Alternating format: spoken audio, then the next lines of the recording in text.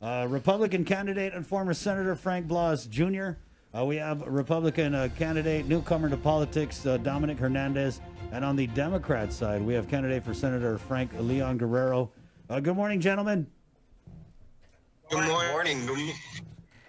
Just to clue you in on the format, we're going to give you guys a 1-minute opening statement, and then Bree and I will shoot off 2 minutes to respond, and then we'll give you a 2-minute closing statement.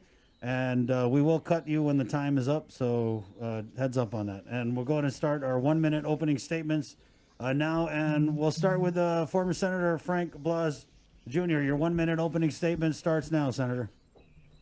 Well, thank you, Chris, Bree, Jason, KUM crew. Thank you very much for giving us this platform, the opportunity to be able to speak to you and the people of Guam. My name is Frank Blas Jr., and I was prior in the legislature, took some time off and come back into the private sector, and boy, have we learned a lot. And we've got a challenge that's ahead of us as a result of what's happening today on our island and throughout the world. So we got a lot of rebuilding to do.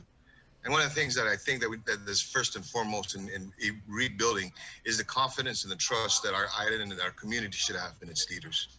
And I'd like to be able to start to fix that so that we can, again, revive and fix this economy that we have. There's going to be life after 2020. And, where we go is going to be dependent on the kind of leadership and the kind of decisions that are going to be made, not just by the legislature or by ILO, but by the people of Guam. And I'd like to be able to be that voice. My name is Frank Blas Jr., and I'm glad to be here today. Thank you. Thank you, Senator. We'll go on now to Democrat candidate Frank Leon Guerrero. Frank, your 1-minute opening statement starts now.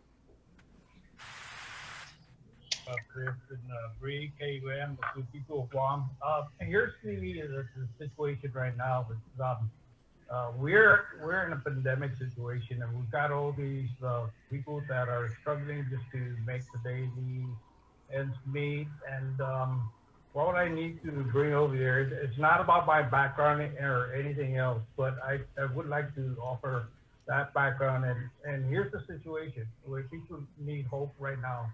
This is going to be a long-term situation, the pandemic, and people have to understand that this is not going to go away overnight. So I changed my purpose and stuff. I changed my purpose. So my purpose right now is well, I'm going to take my skills, my expertise, and give people hope, because people are scared. There's not a day that people go by without hearing some kind of human tragedy or Thank you, Frank. Thank you, Frank.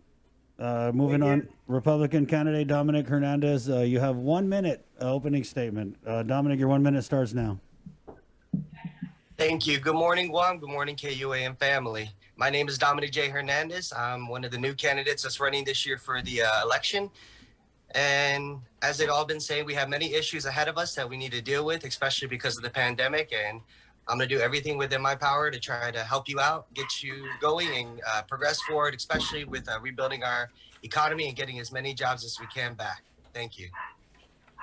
Thank you, Dominic. And we'll just jump right into my first question.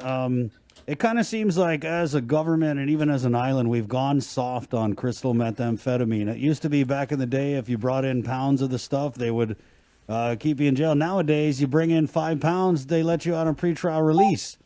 We don't have a concerted effort with the Guam Police Department to combat this other pandemic that we're living under, which is the rapid, the prevalence of crystal meth out in the streets. Drug dealers are not being brought to trial. There's no enforcement, really. So what would you do if elected to improve the government of Guam's response to the crystal methamphetamine epidemic? And we'll start with Senator Frank Blas Jr. 2 minutes to respond, starting now. Thank you, Chris. Interesting.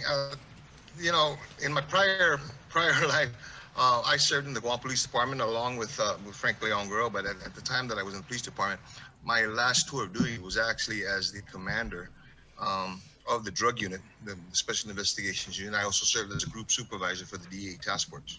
Okay, I was around when the ICE pandemic, or when the ICE epidemic started up. And one of the things I found is, and it's to no fault of law enforcement, yes, but Chris, that law enforcement finds that when there they are successful in the year when you take off 30% of the drugs that come off that hit the streets. 30%. That when you think about it, okay, so there's 70% more that's out there. And one of the I found that when we were in my drug enforcement days, it was almost a revolving door, if you will. Yes, there was some frustration in some part when we would spend hours upon days upon months of investigating drug crimes, only to find that at the end of the day they're on pre-trial release, or they've got sentences that we thought were too lenient. That said, though, is one of the things that we found is that when you take off a drug dealer, just almost instantaneously somebody takes his place. And one of the reasons why is because there's a demand for the drug. And so over the years, and what I began to surmise is look, if we want to be successful in being able to deal with this issue, we've got to deal with all aspects of this so-called war. It's not just enforcement. There's a prevention side and there's a rehabilitation side.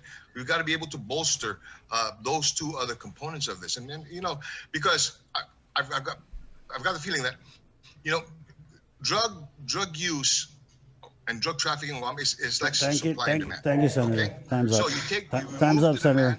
You take up the supply. Time's up. Okay? Thank you. So that's how I like to do it. Thank you. Please stop when I say time's up.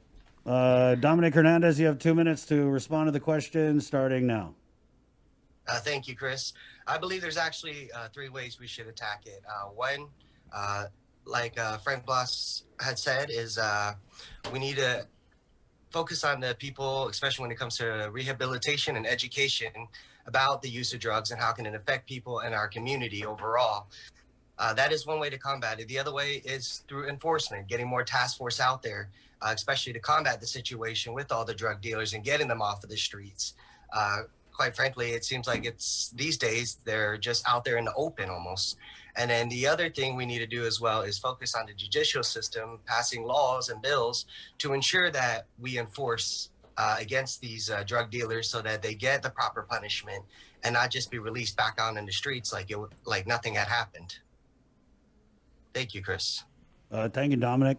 Frank Leon Guerrero, you have 2 minutes to respond to the question starting now. Hey, this is a great group here because we're all thinking on the same page. Also, I myself have been in law enforcement, so when we did the ICE war, we hit it for full force out of the streets. So we started just working with all the dealers, all the users, and so you have to make an impact with law enforcement and get them out there. Then the other side of it is that once we apprehend them, like was mentioned, is we run it to the judicial system, and it's them who throws them right back out on the street. So there's got to be, those are the things that need to be addressed because it's the battle is always going to be there. Thank you. Thank you, Frank. Okay. In the wake of soaring unemployment and mounting business closures, as we speak, the Chamber of Commerce is holding a community rally. They're probably on their way to Adelup right now, and then they're going to head over to the Guam legislature. And so their reason for doing this is because they want to show solidarity and ask those in office, our elected leaders, to remember them and that the private sector needs help. If elected, how will you help the private sector? And we'll start with you, Dominic. Thank you, Bree. One of the first things we have to do is progress forward. I'm not saying we have to open up rapidly or just open up everything at once, but we have to have a plan in place to progress forward, to be able to get these businesses back up and running so that they have a chance of survival and so that people out there who are unemployed can get jobs back or possibly get new jobs. I just heard recently before I came on that the Tango Theaters and Aganya just shut down permanently. Businesses are closing their doors left to right. We need to progress forward rather than staying in limbo and hoping for a vaccine to come out or whatever the case may be. Because even under PCOR 1, for that 6 weeks where everything was completely shut down, the numbers were going up and down, especially with cases. So at this point, You know, I'm not saying we need to open everything up. We do need to do it safely. We need to do it cautiously, but we need to progress forward nonetheless. Thank you. Thank you. Frank, Leon Guerrero. Thanks, Bree. I agree that we need to open up and get everyone working together. We're doing a great job. The island is doing a great job trying to address this pandemic. We're doing the social distancing, the masking, everything. We know that it works, and that's nationwide, that's worldwide. We know that it's working. So we need to get our foot back in the economy. One thing you have to understand is we are living on an island, and everything is totally dependent on also the airlines, the shipping industry. So it doesn't matter that you open up all the businesses. If there's no customers to come in and service you, then you are still stuck. So let's take the little steps. Let's take care of our people, get them back in, and from that, we'll work in the economy and move forward. Senator Blas. Well, thank you, Bree. You know, it's interesting. That's an interesting question too. I do have a plan, and I rolled it out a couple weeks ago, along with candidate Vince Bora. And the plan is basically RX5. It's Guam's prescription for economic recovery. And you're right. You know, businesses. Dominic has said it today's paper. A couple more businesses are closing. How many more of that are we going to have? As a business owner myself, that provides services to other businesses and families, almost on a daily basis, I find people that are finding it difficult to be able just to make the premium payments on insurance. I've lost 11 businesses because they had to shut down.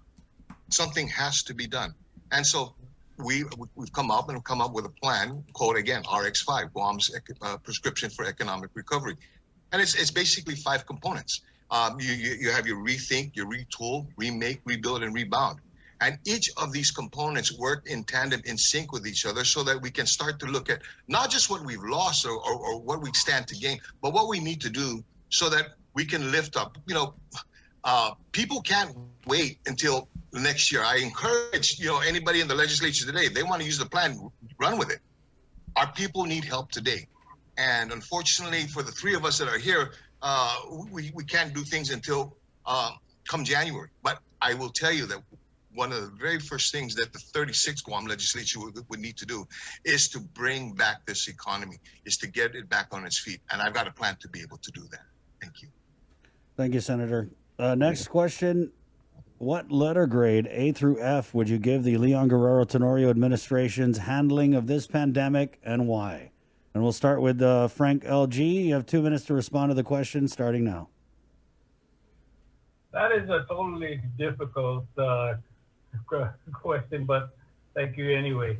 I give them a grade, I say around a B. And you have to understand that this is a pandemic, and none of you that are alive sitting in front of me have been through a pandemic before. I can tell you that right now. The last pandemic was many years before us and stuff like that. So we need to learn this. We're learning this curve. We need to get people out. We're looking at outside help. And what's happening is we're getting support from the federal government. That's what's keeping us afloat, guys. That's what's keeping us afloat. We can't do this ourselves. We're not going to survive with all the ideas and stuff like that on the island with just the money that we have right now. The federal government is throwing in money, and that's what's keeping us afloat. If you're thinking about getting the economy back without the people, it's not going to happen. Thank you, Frank. Dominic, 2 minutes starts now. I would have to say, honestly, a C. And I say that because, yes, it's a pandemic. Many of us have never dealt with it. None of us have dealt with it, and none of us knew what to do, especially in the very beginning. So I don't fault her for making a lot of the decisions in the beginning for what she did, being that it was completely unknown. However, throughout all these months, given all the circumstances and the many things we have learned, especially about the virus itself, there are many things she could have done better. One example is I just heard the other day about there's $65.6 million in a CARES Act fund still available as of August 31st that was reported. Those funds could have been used in all kinds of ways to help people. And I'm not saying we have to use all of it, but Gura was going out and giving rental relief and mortgage relief, but they only had like $700 some thousand available to do it. We could have taken a few million from the CARES Act and try to help that so that people can get rent relief, mortgage relief, and so forth, and many other assistance programs we could have done better with the funds rather than just keeping it there and letting it sit there as it currently is, last reported as of August 31st. So I give her a C because overall, like I said, many of it was unknown, it was unexplored, so it was something we had to work with. But now that we got better knowledge and better understanding of things and we have funds available and so forth, we can take more action to do more stuff to help people. Thank you. Thank you, Dominic. Senator Frank, 2 minutes to respond starting now. Thanks, Chris. You know, I just find it interesting. I remember when you and I and Bree would used to sit in the after party shows, at the end of the month or so. That was one of the questions that the two of you were trying to pry from me, and as far as what the letter grade I was going to give to an administration. Well, in this situation, D minus, at best, or D plus at best, C minus. And I say this because, contrary to what's been said, there has been a pandemic that we have to go through. We've had SARS, we've had swine flu. This is COVID-19. There were the previous episodes of COVID. Granted, it wasn't at the scale, but there were opportunities to be able to learn, and there was that opportunity to learn. I wrote the SARS and the pandemic response for the nation, when I was the Homeland Security Advisor. And so that said and I recognize and I know that prior to the lockdown, prior to all of the implementation of the executive orders, there were exercises that were conducted by members of the administration on what to do just in case. What happened to that plan? I knew the plan exists because I wrote it. And then to see that you're not implementing, you were implementing in the early stages those portions of the plans that you could have implemented, and then learn from that, and then continue and do things. It just astounds me. It really astounds me. So obviously, yes. Could there have been the things that were better done? Yes. Should have been done? Definitely. And so is there time? And there needs to be time, and there has to be time to be able to correct it? Hopefully so, too. We need for them to step up, and we need the legislature to step up, too, as well. Thank you. Thank you, Senator. Thank you. We've heard from different people about, and I think even you, Senator Blas, you mentioned it, about this a trust issue with our elected leaders. What assurances can one of you provide that if elected, you will put politics aside and the people first? And we'll start with you, Frank. Leon Guerrero. Thank you, Bree. And here's the situation, and that's why all of us, Dominic, Frank, we need to work together. We have professional training behind us. And I see that it is lacking in our current administration. So the three of us, at least, are going to step forward. We're to bring professional help, and it's not fast enough, okay? It's not fast enough, but this is what we're going to do.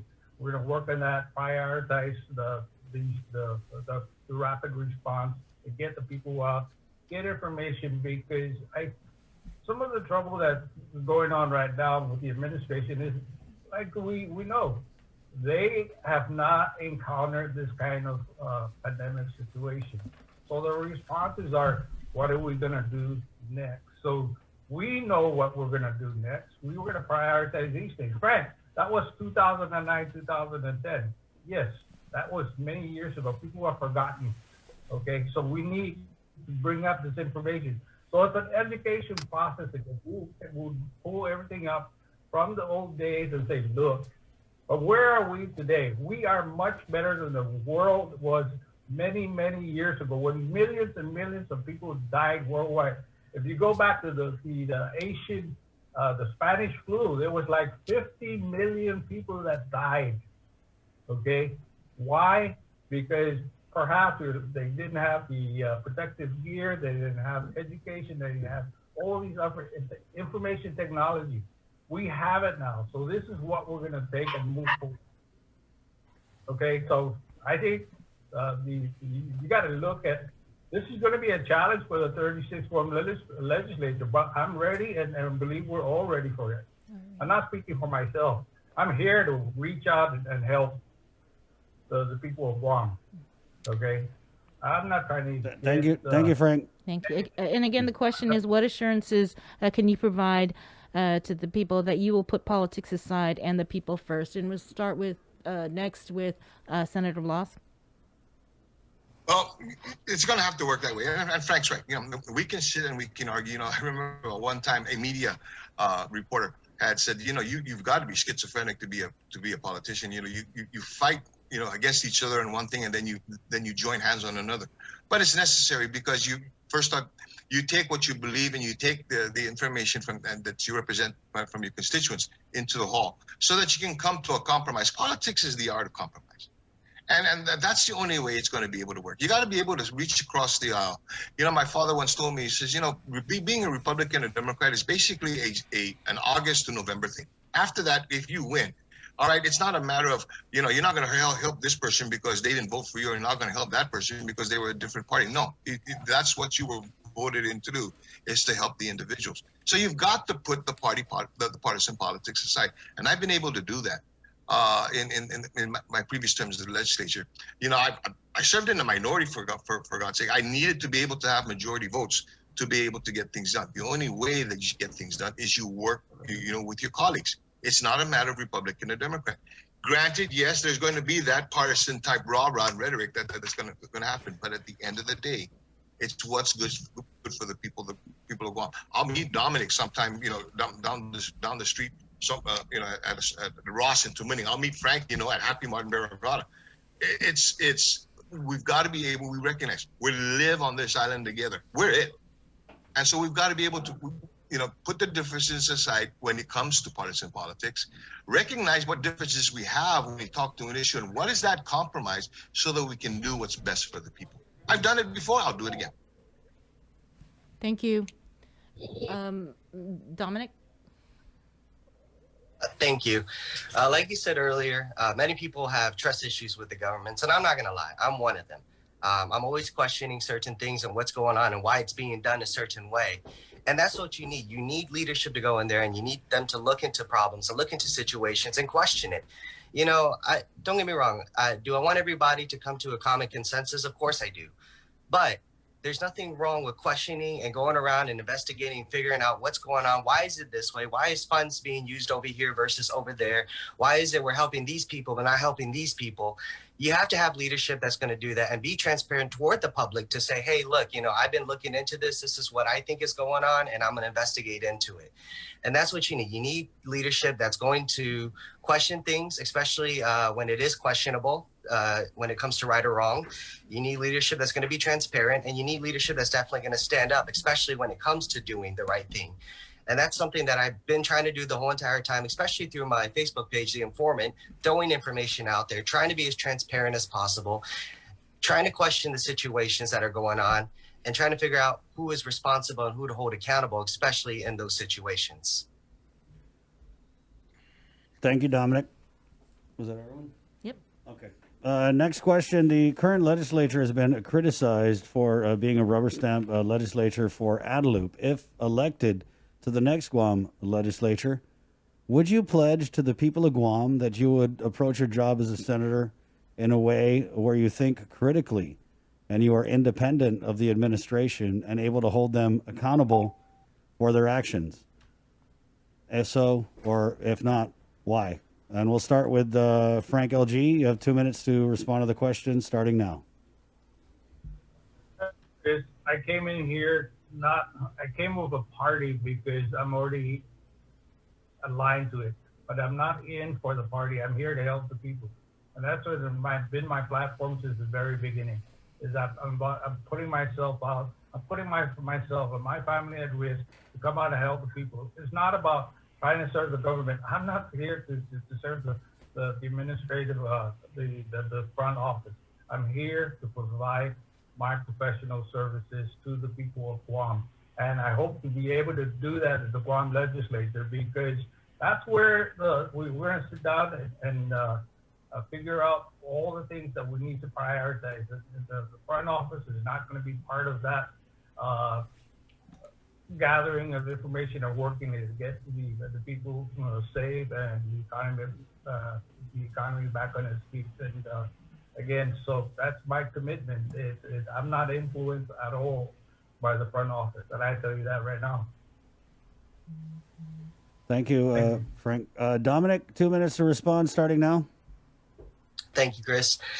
I've been saying it on my Facebook page, and I'm going to say it out loud. We need a government for Guam, not a government of Guam. I don't like this idea of rubber stamping things. I don't. Each person should run because they have their own beliefs, they have their own political ideas and thoughts on how they want to help the people of Guam. So we should all have our differences, and and eventually, through discussions and proper debates, we'll eventually come to a consensus and agree with each other, especially on passing bills and so forth. But overall, I don't believe that the whole rubber stamping thing. I disagree with it, and I don't approve of it, and I 100% against it. And I've been saying it on my page, and I'll say it again. We need a government for Guam and not a government of Guam. Thank you. Thank you, Dominic. Former Senator Blas, 2 minutes to respond starting now.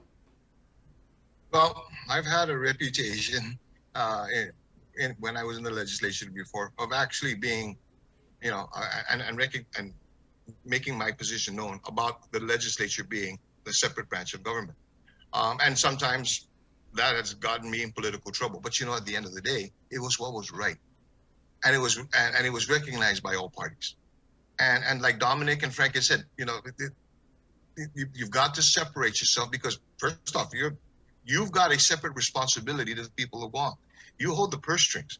So you've got to be able to hold accountable the administration, the executive branch, for how they're going to spend the people's money.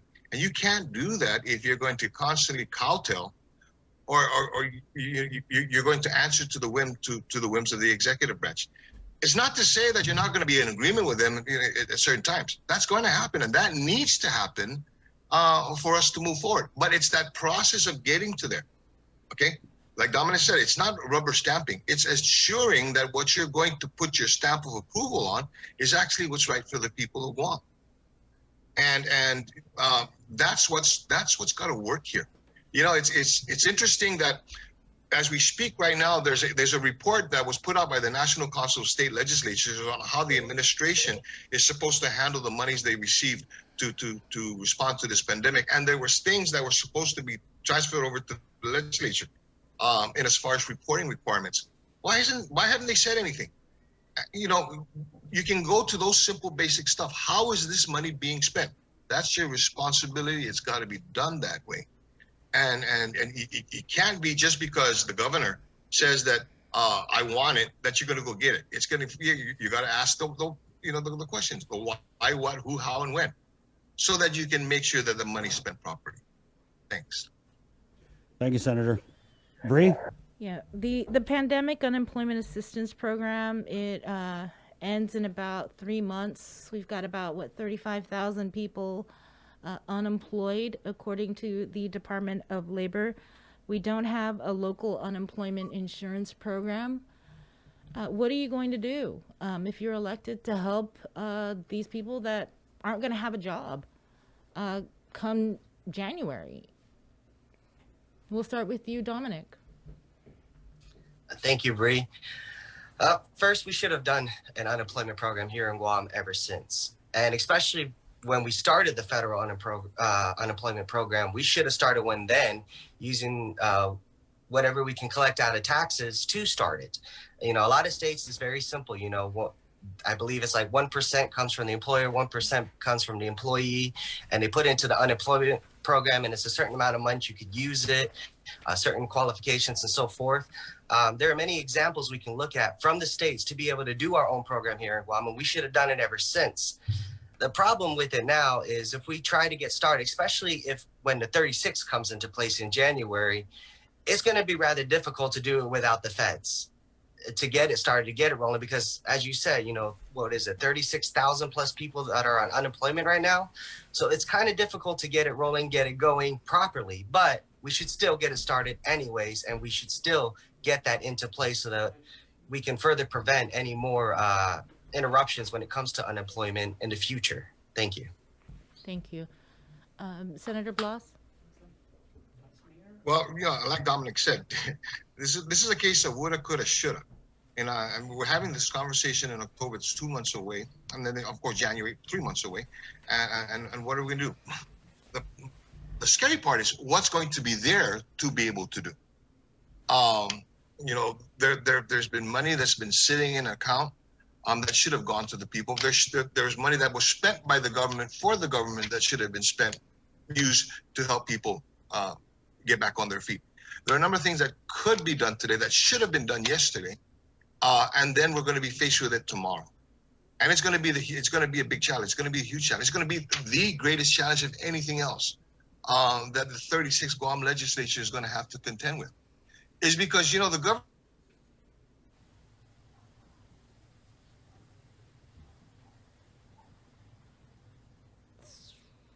to make sure the government is fed. We've got to be able to do something so that we can straighten or fix that balance of what the government should expect from the people and what the people should be able to expect from the government. And so as a government, one of the things that we need to do is, let's look at how we're spending the money and maybe turn around and use that to be able to spend on processes, on programs that can get our people back up on their feet. And fortunately, for the three of us, that's not going to happen until January. People have still got tomorrow to have to worry about. That's the concern that we have. And I can share that, I'm sure, with my two other colleagues here, is while we're talking about what we can do in January, it needs to be done today. Thank you. Mr. Leon Guerrero. Yes, I'm next. Chief. All right, thanks. Yes, what we need to do is just be very careful in the ahead. I am against spending all the money right now. I'm not going to spend what I have or what I have at home personally. I'm not going to spend it because I'm going to save it for that rainy day. But I think perhaps the government is working in that idea.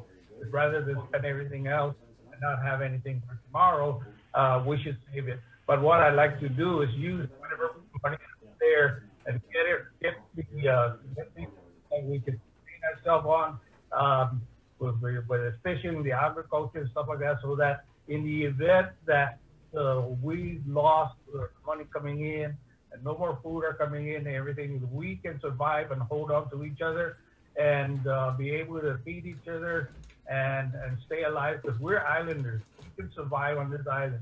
We're going to lose the economy, but we're going to lose the businesses. And that's the worst case scenario that I'm looking at. But can we do it? Yes, I feel that we can do it, and we can hold together, work together, all of us work together, and get everybody just hold on until this world gets better. Thank you. Thank you. Thank you, Frank. Next question, let's talk about corruption. A few candidates in this election are running on a platform of fighting corruption.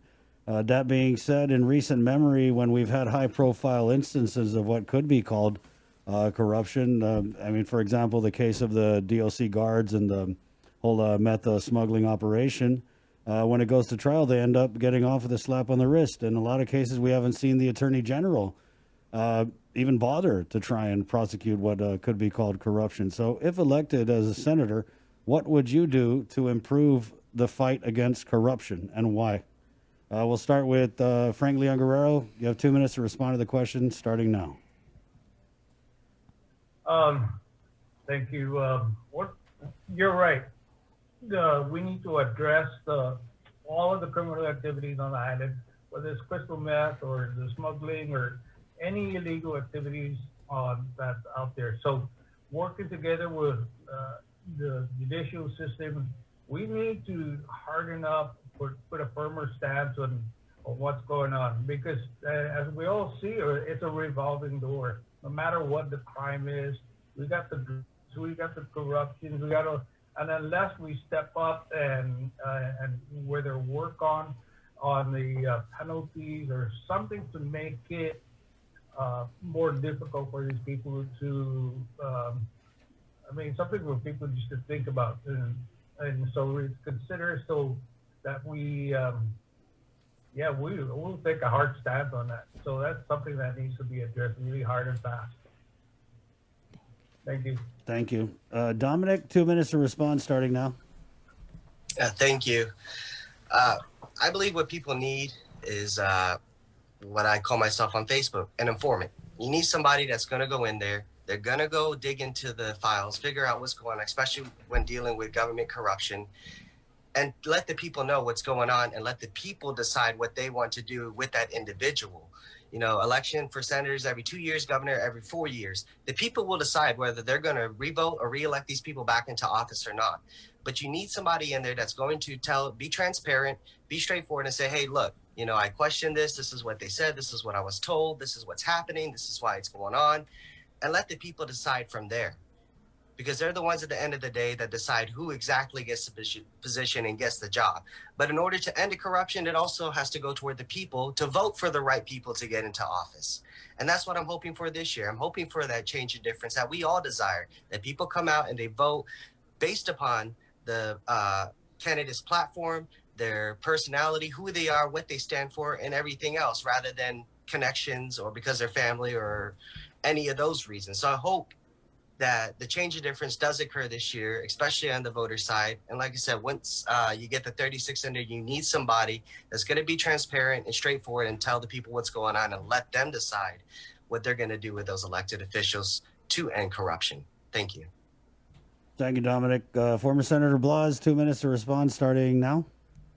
Okay, now, first off, you know, with regard to corruption and should there be any process or anything that the legislature get involved. First off, I firmly believe that there are a sufficient number of laws that are in the books already that can and that does address this whole issue of corruption. Where I find is lacking is a couple things. First off, is the enforcement of the laws and enforcement of the regulations that should govern how and the activities of that government official, whether it be somebody that was elected by the people or somebody that was hired at DOA. There is that process that they have to follow. And it comes down to one of the other things that we talked about earlier, transparency, is being able to have that, making sure that in this government activity, albeit there are some government activities such as in law enforcement and otherwise, where there is that understanding to be and a degree of transparency, there shouldn't be that anywhere else. And if you can continue to promote that need for transparency, you know, the last thing in the world that a criminal wants to do is live in a glass house. But you know, one of the things that we should also expect is that whether you're a government employee, whether you are that person that was just hired by DOE yesterday or that person that was elected by the people of Guam 2 years ago, okay, you live in that glass house, and you've got to make sure that everything you do in that glass house to the standards that the people should expect. And so as a legislation, one of the things that I'd like to be able to do is, okay, these are these laws that we have to deal with transparency and corruption. Okay, are they working? Why aren't they working? What can we do to fix this? I think that's where the legislature can help to deal with this issue. Thanks. Thank you, Senator. Bree. The Guam Department of Education started this fiscal year already $15 million short from what they had hoped to receive. I don't even think they've ever met the Adequate Education Act since it was enacted into law way back when. What do you plan on doing to help our island's education system? We'll start with you, Dominic. Thank you, Bree. Well, as you said, you know, it's been going on ever since coming up short on the budget. But there are many ways, especially thanks to technology, that we can work within the budget means to be able to improve education overall. I know not everybody has laptops, not everybody has internet and so forth. But we can set up little programs even within the schools to be able to help them do that so they can do online education or to do their assignments online versus handing out and printing out thousands of pages just to hand out homework. There's a million different ways we can utilize the technology out there to be able to help us to improve our education system without pushing the budget any further than where we're already at, especially when we're already being short. And I understand it's difficult. It's not going to be an easy process. It's going to be a challenge. In office, if I get elected, I definitely want to push more budget toward the education program, because I believe education is one of the most fundamental things that we need, especially when running a society in our community. But nonetheless, because of the current situation, you got to work with what you got, and let's utilize technology into that aspect to be able to promote further education and get our students better education. Thank you. Chief? Leon Guerrero. Chief? That's great. I will support everything that the Department of Education will ask for, and I will support all of the agencies that are working together to get the island back in back in its feet. There's one thing I'd like to ask for all the agencies, and most especially the Department of Education, is a plan on how they will deal with this pandemic. You have to understand today, and that's why we're coming in, that the children are going to be exposed, and I know they're saying it already, that why are the schools not open? Because there is a danger that's out there. So that's the plan I'd like to hear from the Department of Education. And that's the plan that I'd like to see. Tell me what you're gonna do in addressing, so we can, the students, so we can get them back safely into the school. Do you need money for computers? Do you need money with the internet? Let's work with the local government. Let's support these other things so we get that education out, because we do need to keep the children educated. Everyone on the whole island needs to be educated. So that's the focus that I like to get in, is that let's do it together. I'll fund you, but let's do it, a plan on how we're gonna do this, because if you're just gonna keep asking me money and not telling me what you're gonna use it for, excuse me, I've got a priority. I got to keep people alive, and that's our focus. Let's get the people alive, keep them safe, and stuff, and these other things. But tell me, DOE, how you're going to protect the students, how you're going to protect the educators, how are you going to protect the educational system? Tell me that, and you got my support. Thank you. Thank you, Frank. Next question. What letter grade would you give the 35th Guam Legislature? Wait, did everybody answer? I think, did y'all answer? I don't think so. Former Senator Frank Blas? You got a good answer, though, right? I'll give you 2 minutes. Okay, Senator, 2 minutes starts now. Go ahead. I find it very interesting. Here we have the Department of Administration saying they're $15 million short, and then you have Adelup saying, oh, they're allotting to have $29 million surplus. Okay. How does that fit in the scheme in the world that we live in? Okay, if we truly have focus and we have a priority on education, did they have to announce that there's a $15 million shortfall, knowing you had $29 million in excess revenue? That said, though, is that when we talk about providing the resources, I live education every day. I have to sleep next to one every night. Okay, and so I hear not just the horror stories, but the way they persevere, the way they're resilient, and that's what I appreciate about the teachers, as well as the police officers and the firefighters and the nurses. They've learned to have to become resilient and work with what they lack of resources, is being resourceful with what they have. And I've seen that. I see that daily. And so is there a way to be able to make up for the shortfall? Unfortunately, as you've seen over the last fiscal years, that continues to be a challenge. The challenge is to make sure that it doesn't become a challenge anymore. But we should not discount the opportunity and the things that they're all doing, so that to make up for this shortfall, they're resilient and they're becoming resourceful with what they have.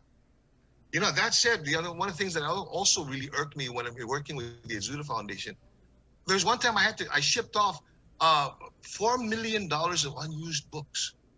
To the outer islands, and that's $4 million that could have gone into the educational system. But there are processes and things that we can work on so that it doesn't happen. Thank you. Thank you, Senator. Dominic? Yes, ma'am.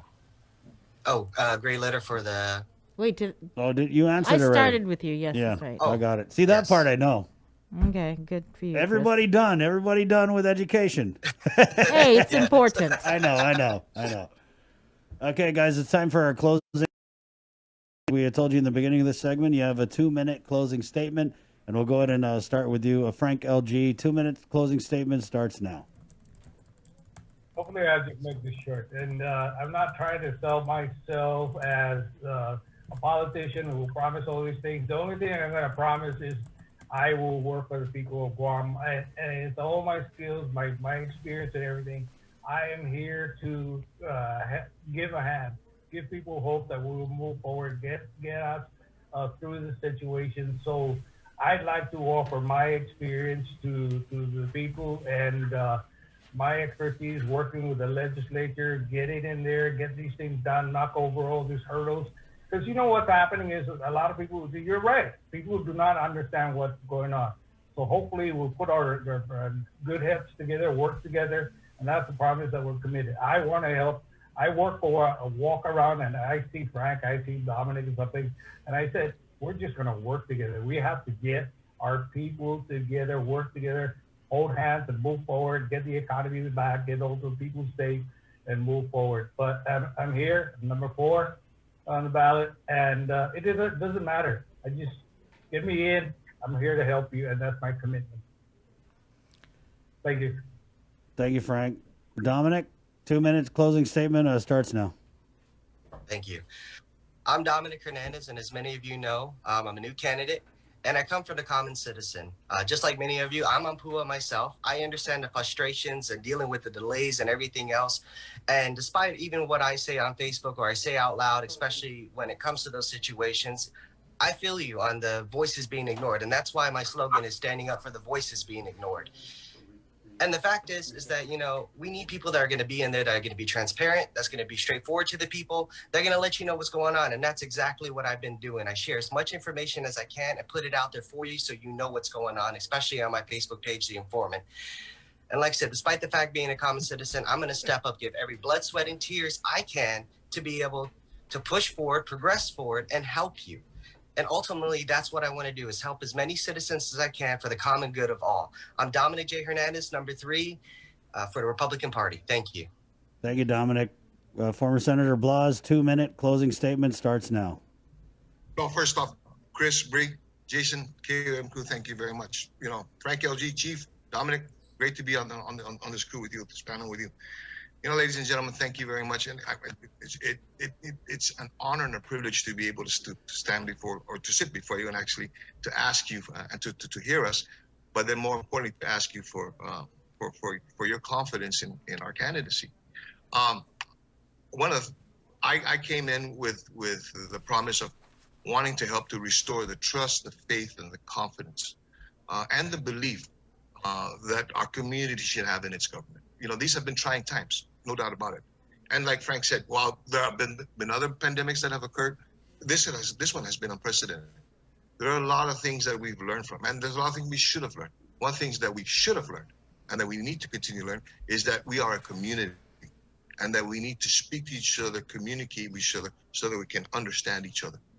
And a lot of times right now, what's happening is with our people is they've lost that trust and that confidence that unfortunately has led to the apathy in some of the directions that is being put out, so that it can help us get through this pandemic. We're not going to recover in that fashion. So we need to be able to rebuild that trust and confidence in our government. And that's what I want to work with. With regard to the economy, I've got a plan. It's called RX5, Guam's prescription for economic recovery. You can find that on my Facebook, on my website, frankblasjr.com, if you want to learn more about this. I want to be able to bring solutions so that we can help to build our island, grow our island, rebuild our island. We can recover from this.